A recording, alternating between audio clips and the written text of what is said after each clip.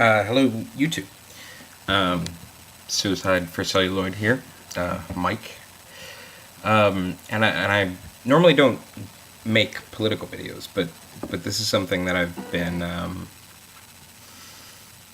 thinking about, and I just kind of wanted to articulate it and put it out on the internet and see what kind of response I get. And it's about Mitt Romney, who, as many of you know, probably most of you know, if not all, is the Republican nominee for the president of the United States. And in some way, I don't take presidential elections that seriously.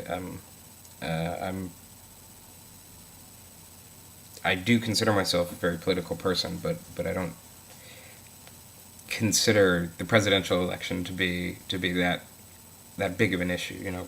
Like what's going on in Congress is much more important. What's going on at the local level is much more important than that, and even more important is what happens at the level of people organizing, I think.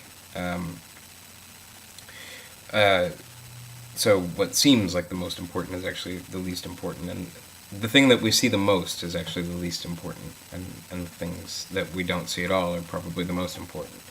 That's sort of my perspective on it. So, but when I talk about Mitt Romney, I am going to talk about him. I'm not going to talk about him with a political agenda in mind. I'm not trying to dissuade people from voting for him or anything. I'm just reacting to a person that I see on television. That's the spirit of this video. And the video is called "Mitt Romney is a Fictional Character," and I think that's true in a certain sense. Obviously there's a guy. Obviously, if I were to run up to the individual that I see on TV and shoot him with a BB gun, he would flinch. So what do I mean when I say that Mitt Romney is a fictional character?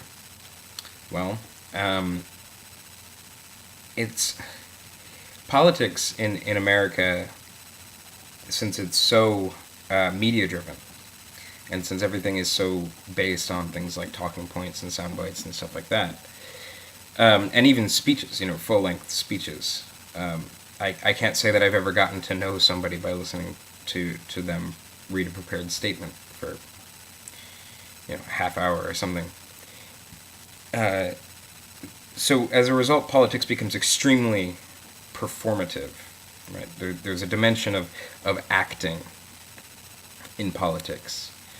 There's a dimension or always there's a performance happening when you're watching a politician speak, and they're playing out a narrative.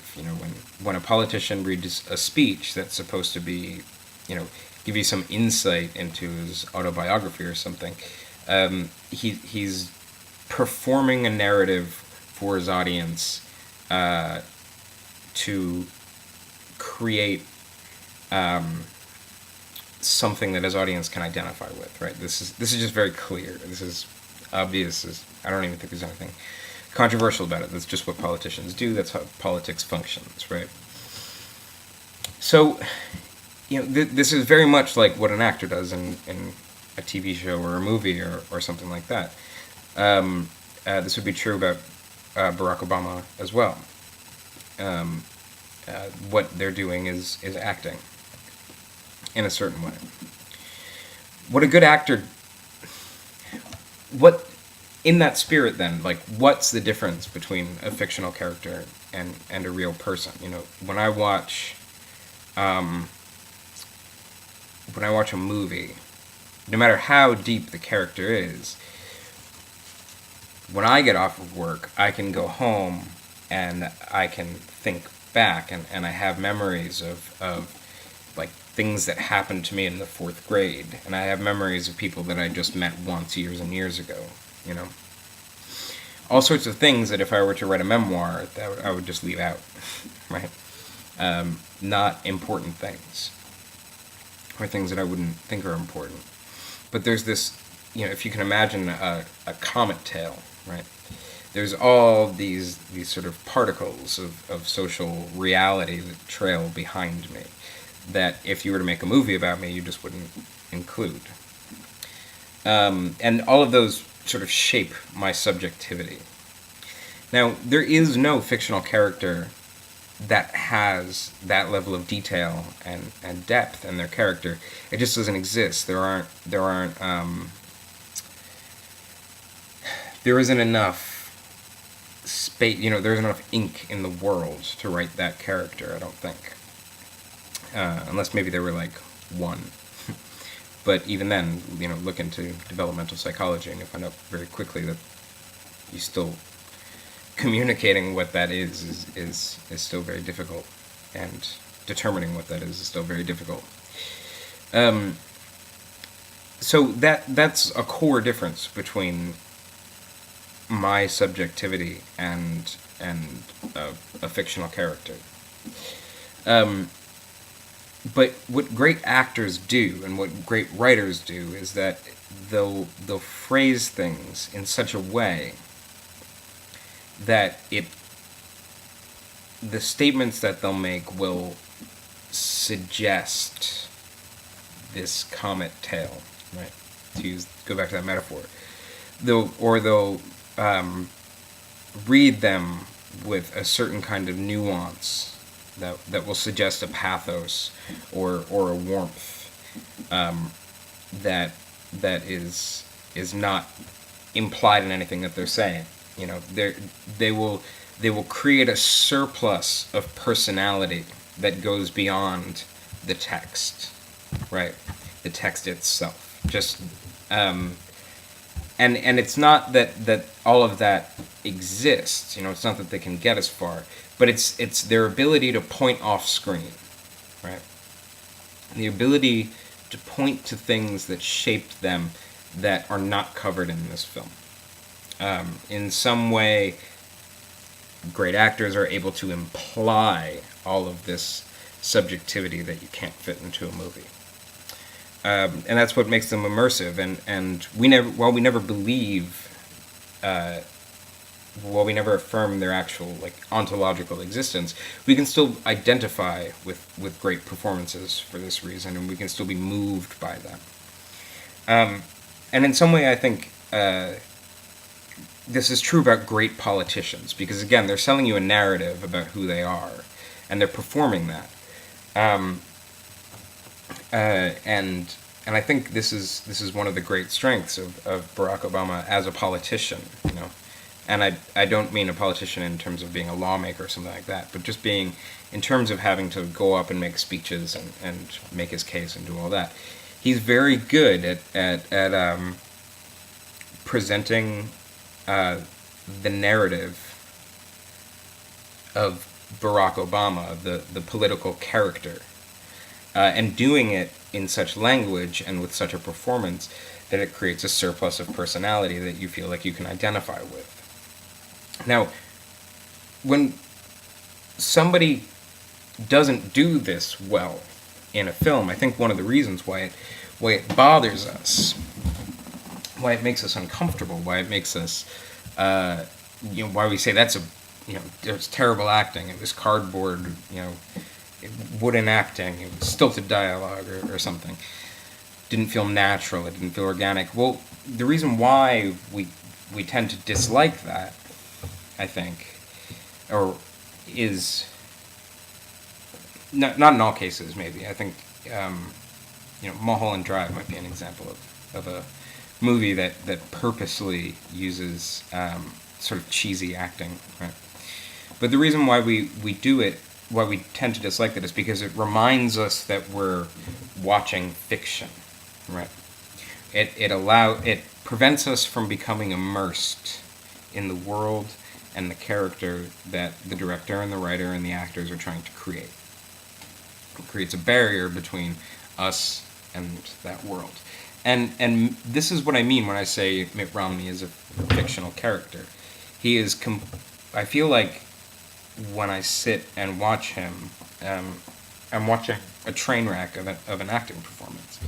Um, I like, yes, of course, Mitt Romney exists, but it's very hard for me to take the narrative that he's presenting, uh, and the narrative not just biographically, right, not just about his life, but also about things like the policies that he wants to propose and the logic behind them, and all of that's part of the narrative of Mitt Romney's campaign in this sense. It's very hard for me to take that narrative as being something that I can identify with and relate to for reasons that are even beyond the policies themselves, which I don't agree with either. But like, I think this is true about Republicans too, and if I have any Republican audience, I would love to know if this is the case. But it seems like he's very hard to identify with for this reason. It seems like um, he's he's the Hayden Christensen of politics. He seems completely inept at being able to sell his narrative in a way that will mobilize his base.